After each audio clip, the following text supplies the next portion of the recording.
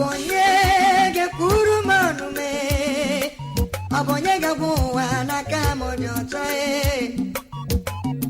Enyuwa lele, enyuwa Akam Di Ocha.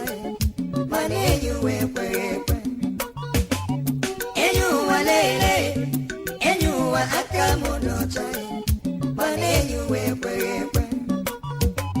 Abonye kuru manuma, biko bunonye gabwa Akam Di Ocha. Enyuwa lele, enyuwa Akam Di Ocha. Mana enyuwa ekwe. Ewe enyuwa lele, biko ezimo ime. Mana enyuwa ekwe. Watakiri banu kibe ya. Watakiri baku kibe ya. Omumana sino para ya joye. Chitepanu akubiro ye. Ezimo ime. Mana enyuwa ekwe. Watakiri banu kibe ya. Omumana sino para ya na joye. Akubiro umunna nkemu. Ezimo ime. Mana enyuwa ekwe. Obotole nole agara mu South Africa ebe ukam gara ikuru chimewu ewa make bakara yawo mana umu ekwe. Akpọrọ m ezinụlọ m amara gwa manodu adịkwa mma ezinụlọ m wegwa m dadi ihe edegwe emewele Bugini neme, biko bugini neme o wani. Hawasikpa no were rumo naga ye. Biko bara lotokpa o. Asi no were waka na putu, ha. No were waka na putu. Nandi mmadu sino tu porome. Asikwa na mugo nyogu ego. Asina mugwo ego. Asikwa na muburo parese ma. Asina mburo nyotumo. Asikwa na mulirisi mmado nolo. Asina barolo mo. Asikwa na muburu ndeze sacholuma. Asikwa na mjakara kandi mmado.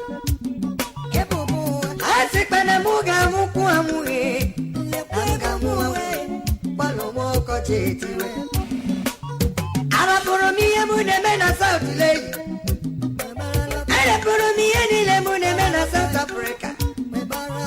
Uwere return ticket mulo wakwa. Iye dewe mewe o. Iye dewe mewe. Na Lagos. Auru great job for it. Ewe kowara miye neme na Nigeria. Awa karamona mbute na bangwa. Ndi madu gatumu no kute. Musia Obiezo mumeo Obiezo mumadi ya kwebu chano Kanyila wapano na bangwae Heu Omo mmado Yede weme Nime abae Ajoro matutu mmado Unumano lotu Bekono abu kwenye bunutuwe Asaramu Onya na potu Otubu kwenye dide Asi abiko bayenu na moto Kanyigawane oloto Ayagarwe Apaputala nutu Hawe jobutu Otimaro nye wokabu Utule mayaniru Asi Kamayi monyabu Uwesia Abo mubaru mukotele Undi madu kuru sini isi na muna gogo. Undi madu kuru we sini na muna gogo. Undi madu kupara na muburo kwa leze ma. Undi